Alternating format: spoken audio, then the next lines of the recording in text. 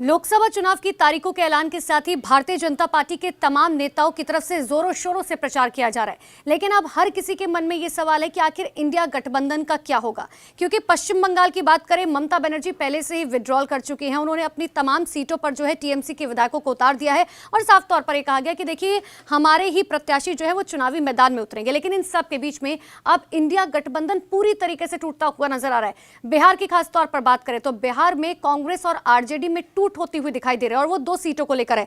देखिए सबसे पहले सीटों की बात कर लेते हैं। देखिए कांग्रेस ने बेगूसराय और कटिहार सीट पर अपना दावा ठोक दिया। कांग्रेस साफ तौर पर यह कह रही है कि इस सीट पर हम चाहते हैं कि हमारे प्रत्याशी चुनावी मैदान में उतरे, जबकि आरजेडी ये नहीं चाहती है। कांग्रेस बेगूसराय से कन्हैया को प्रत्याशी बनाना चाहती है और कटिहार सीट से तारिक अनवर को फिलहाल चुनाव लड़ाना चाहती है, जब तक बातें निकलकर सामने आई है। जबकि दूसरी तरफ अगर हम आरजेडी की बात करें तो देखिए बेगूसराय से लेफ्ट और कटिहार से आरजेडी जो है वो अपना लगातार दावा ठोक रखी है। अशफाक करीम को कटिहार से आरजेडी प्रत्याशी बनाना चाहते हैं। तो ये दो सीटें हैं जिनको लेकर अभी फिलहाल तनाव बरकरार है।